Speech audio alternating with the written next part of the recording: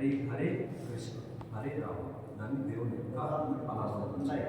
తర్వాత హరే కృష్ణ మహామంత్రం ఎలా ఆచరణలోకి వచ్చిందంటే కలియుగం యొక్క ప్రారంభంలో 16వ శతాబ్దం, కలియుగం యొక్క ప్రారంభంలో మనుషులు మెటీరియల్ అంటే ఎక్కువ దేవుని భక్తి లేకుండా, దేవునిపై నిధి లేకుండా ఏది ఇష్టం వస్తే చేసేసింది.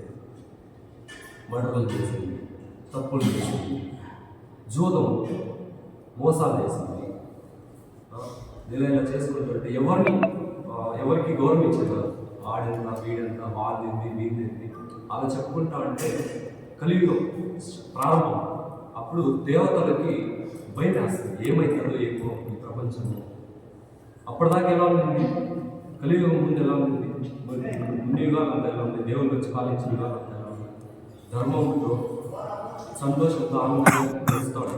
కానీ ఈ కలియుగం స్టార్టింగ్లోనే అలా చాలా దీనమైన స్థితికి వెళ్ళిపోయింది అనమాట. అప్పుడు దేవతలందరూ శ్రీ మహావిష్ణువుని వేడుకుంటారు, స్వామి ఇది పరిస్థితి, ఈ మనుషులు ఇలా ఉంటే ఏమవుతుంది, ఈ ప్రపంచం ఏమవుతుంది. మనకు భయం కాదు, స్వయాన దేవతలకు భయం వేసి దేవతలు శ్రీ మహావిష్ణువు అనుకుంటే స్వయాన శ్రీకృష్ణుడు రాధామాత యొక్క కలయికతో చైతన్య మహాప్రభు రూపంలో దేవుడు భూమి మీదకి వస్తాడు. దేవుడు భూమి మీదకి వచ్చి ఎవరి రూపంలో వస్తాడు, చైతన్య మహాప్రభు రూపంలో వచ్చి 16వ శతాబ్దంలో అప్పుడు హరే కృష్ణ మహామంత్రాన్ని నామ ప్రచారం చేస్తాడు అందరికీ. ఆయన ఇక్కడ కలకత్తాలో దగ్గర జన్మిస్తాడు, వెస్ట్ బెంగాల్. కలకత్తాలో జన్మిస్తే నామ ప్రచారం అంటే తెలిసిన వాళ్ళకి వీళ్ళు నామ ప్రచారం. ఇప్పుడు ఇక్కడ దాకా వచ్చిందంటే వాళ్ళు చెప్పడం వల్లనే కదా, వాళ్ళు వీళ్ళు చెప్పడం వల్ల హరే కృష్ణ మహామంత్రాన్ని చెప్పి ఇలా నామ ఏం చేస్తా ఉంటే మనకి ఇప్పుడు వచ్చింది, ఈ దాకా వచ్చింది అంటే మనం చేస్తాము. హరే కృష్ణ మహామంత్రాన్ని చేస్తే మనకి ఏం లాభం వస్తుంది, దేవుని స్మరించడం. ఎలా అంటే ఇప్పుడు మనం హరే కృష్ణ మహామంత్రం చెప్పుకొని ఏ గంతులో చెప్పుకోవచ్చు, దేవుని దగ్గర చెప్పుకోవచ్చు, చెప్పుకోవచ్చు, చాటింగ్ దగ్గర చేసుకోవచ్చు, ఆడిపోయినా చెప్పుకోవచ్చు.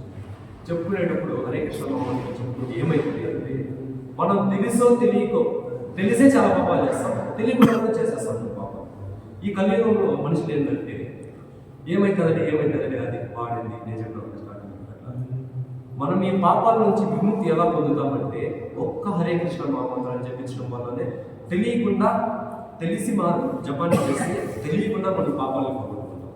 ఈ చేతులు ఉన్నాయి, మంచి చేసి ఉండొచ్చు, చెడ్డ చేసి ఉండొచ్చు, మనసు ఉంటుంది. తెలిసి కూడా మంచి చేస్తాం, తెలిసి తప్పు చేస్తాం. ఇలాంటివి చేసేటప్పుడు మనకి ఎక్కడో దేవుని దగ్గర పోయి మోక్షం పొందేదానికంటే మళ్ళీ నరకం పోయేదానికి అవంతా కాదు. దేవుడు ఏం చెప్తాడంటే అక్కడికి ఎందుకు పోయి మోక్షం పొందేది, మీరు పాపాలు చేసేస్తారు, పాపాల నుంచి ఇక్కడే విముక్తి పొందండి ఇది హరే కృష్ణ మహామంత్రాన్ని చైతన్య మహాప్రభువు భూమి మీదకి వచ్చి అందరికీ నామ ప్రచారం చేసి ఈ మంత్రాన్ని చెప్పించండి చెప్తారు. గట్టిగా అందరూ హరే కృష్ణ హరే కృష్ణ హరే రామ హరే రామ హరే హరే రామ. ఇది హరే కృష్ణ హరే కృష్ణ మహామంత్రం యొక్క గొప్పతనం. మీరు ఇంకా మనం ఏకాదశి యొక్క వ్రతాన్ని చూస్తున్నాం. ఏకాదశి వ్రతం